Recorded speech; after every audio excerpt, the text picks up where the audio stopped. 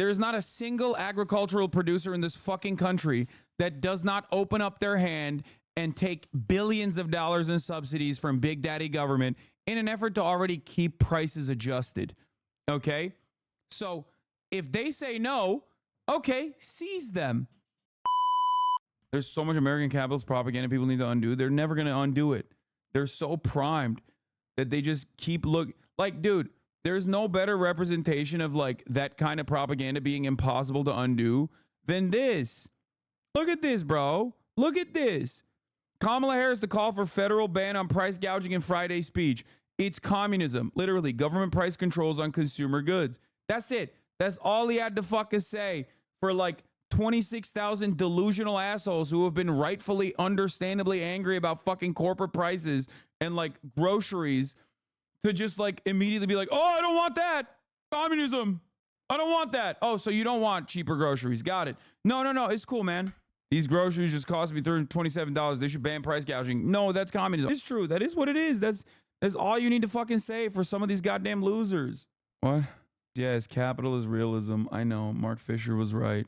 Anyway, Trump literally said that in the speech Q&A. All we have to do is call it communism and we win. And Americans are so fucking delusional. They just literally hear that and they go, ah! Like this guy. Yes, let's have the federal government build homes and control grocery food prices. What could go wrong?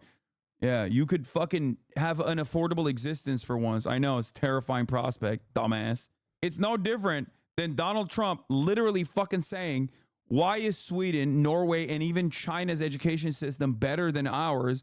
And then immediately in the same breath, turning around and being like, that's why we have to abolish the Department of Education. Are you for fucking real, dog? Like, you think that's what they did? You think that's why their education system is better than ours? Dumbass. But people are that dumb. They literally don't know any better. And the Democrats don't message adequately.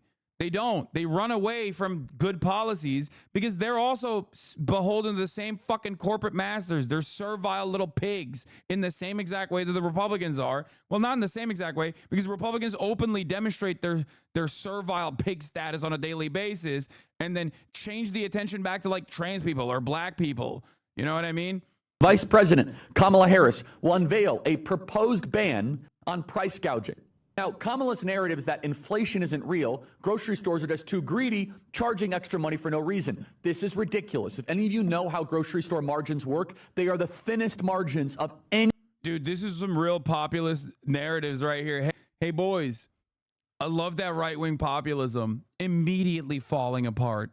Immediately. Like, Democrats have to, like, literally within an ass hair move to the left. Just a little bit, okay? Marginally, Democrats move to the left a little bit with, like, bold policy proclamations, and immediately they're like, do you know how fucking tiny the profit margins are at corporations? Like, what are you saying, dude? What the fuck are you saying? Have you seen Walmart? What are you talking about?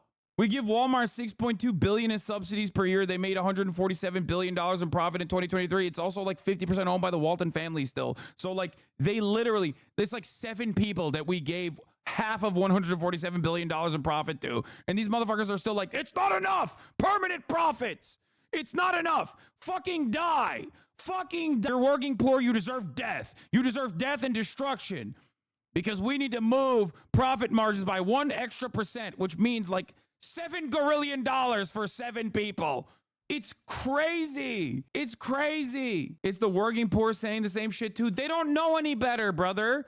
They don't know any better. They've never lived in a world where like we've actually moved in a leftward direction. With the exception of some civil liberties, we've never actually seen any kind of like economic prosperity.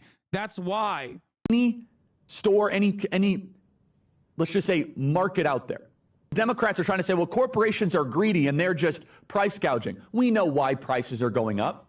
When you have more dollars in the system than goods and services, prices go up. Inflation is the most proven way to crush an economy in a country. Government overspending is the reason why you get inflation. And Kamala Harris was the tie-breaking vote on trillions of dollars of unnecessary government overspending that flooded the zone with dollar bills and has raised your grocery prices. So now she's saying we are going to do. He's straight up defending corporations here and not even doing a good enough job like tying it back to the individual consumer and how this will harm them. that flooded the zone with dollar bills and has raised your grocery prices. So now she's saying we are going to do price controls. This is terrifying. If she were to win, she would then be at war against one of the most firmly settled rules of economics. Literally 1700 years ago, the Roman Emperor Diocletian tried to stop inflation with an edict on prices. Wow. Real working class hero, Charlie Kirk over here, dude. He's fucking killing it with this rant. What are you doing? Oh, okay. I don't have any gum here. Oh, I do? Failed. During the French Revolution, the revolutionary government passed the law on the maximum, capping prices on food. It failed. Instead, what did it lead to? Famine. If you come in with price controls, you are going to have food shortages. Why? Walk me through it. Are you saying that we are at the behest of corporate entities that will refuse to continue producing? First and foremost, there is not a single agricultural producer in this fucking country that does not open up their hand and take billions of dollars in subsidies from Big Daddy government in an effort to already keep prices adjusted. Okay? So if they say no, okay, seize them. Seize the agricultural producers and bring them under the big banner of government. Okay? Oh, I'm sorry. You're going to go against the American government? What are you, fucking crazy? This is why I don't have that much of an issue with like the way that China operates. Can you imagine a world in which like agricultural producers in China go against the Chinese government? They're like, excuse me, sir. We actually want to make sure that we keep prices high. Can you imagine? Like immediately they'd be like, good one. Okay, you're going to jail. That's it. That's it. What a ridiculous, nonsensical proposition. There is no world in which our agricultural producers do not fucking operate without American subsidies. We pay for that, jackass. We pay for those subsidies, and then they still turn around and they're going to do what? They're just not going to produce food at reasonable levels? Oh, no. What? Oh, no. That's so sad, bro. That's so sad. They're just not going to produce because they're going to limit supply because they can't make a tidy profit margin. Okay. Institute the Defense Production Act instantly. And if they don't comply, seize it. No, I know. Seize it. Kamala Harris has been saying time and time again, it's time for us to do more from the federal government. The Washington Post comes out and reports that she wants to come in with federal price controls on your groceries. Same reason why rent control doesn't work in New York, San Francisco, and DC. They don't have lower rent. They have the highest rent in the country and constant housing shortfalls. Yeah. Subsidies for corporations is ingrained in the Republican platform. Necessities and groceries should be fixed margin, low profitable businesses. Kroger and Walmart could be nationalized and it would improve the working class living by a vast amount. Solve wealth inequality. This is not communism, a Red Scare tactic. This is smart economics. Why are you covering your mouth? I was telling Austin secrets, state secrets. Republicans, inflation is a huge issue. Biden and Kamala own it. We need to check these corporations. Propose a ban on price gouging. This is unacceptable and disqualifying. Worst policy ever. These idiots aren't even trying. Just be honest and say policy is irrelevant to you and you're against the Democrats no matter what. Spare us the time and fake outrage. You can't identify a farm. Dude, shut the fuck up. Immediately trying to hit like an American mythical farmer. Bitch, the farmers are also suffering from fucking corporate price gouging. Okay? What, the farmer eats his own corn? Is that all he's doing? He's just shoving corn in his asshole? That's what it is? The farmers that you give a fuck about are the ones who own the farms. Okay? That's it.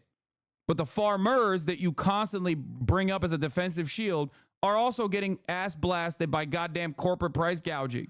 Look at that. Greedflation caused more than half of last year's inflation surge. Study finds as corporate profits remain at all-time highs. Wow. Shocking. From the communists over at fucking Fortune, dude. This is why I was saying, like, a lot of people constantly fucking lie and yell at leftists and progressives for saying objective truths. Being a leftist is about being right just too early, always and forever. Okay? And people still get negatively polarized against you, and then they just move on. They might arrive at your position a year later, 2 years later, 3 years later, when it's far too late down the line, and it still doesn't fucking matter. You know what I mean? Because they already have that resentment towards you. That's it, though. It's always the same. Same shit with Israel. Same shit with swapping out Kamala Harris. or swapping out Biden with Kamala Harris.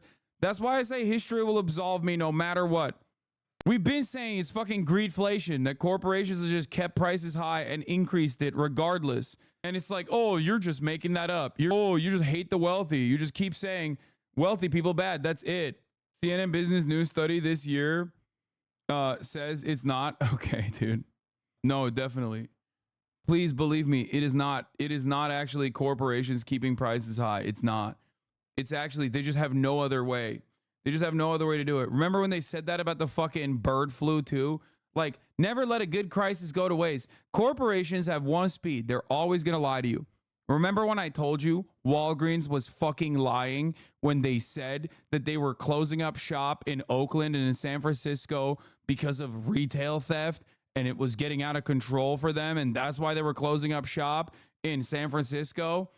And I told you that that was a lie, that they were trying to use a very popular narrative that was already fucking running amok in the media to shelter the truth, to hide the real reason. It's because Amazon is cleaning out their fucking pockets, and brick and mortar sales are too fucking costly because real estate prices affect them negatively as well. Okay? Remember when I told you that and everyone told me I was a fucking radical, that I love crime, and I just like don't want to admit that black people are doing crime all the time or some shit, like, you know, racialized sentiments in the chat over and over again. And then a year later, the fucking CFO of Walgreens was like, yeah, my bad. We actually lied about that completely. I live in a gated community, and that's why I don't understand it. That's what they were saying. People love talking about how I live in a gated community, apparently. News to me, by the way, whenever they're defending Walgreens. Doesn't your house have a gate? Yes, it does. I had to fucking fix it with my bare hands earlier today. And I was thinking about it. I was talking to Murad about it, actually. I had to get that motor oil in my fucking hands and elbows, you know, get a little bit of elbow grease. And I was thinking about it this morning. I was like, one, it feels really good when you actually do have to like fix shit. If you do specifically fix the shit. If you don't, it feels bad. But I was thinking, like, there ain't no fucking way Ben Shapiro's ever doing anything like that.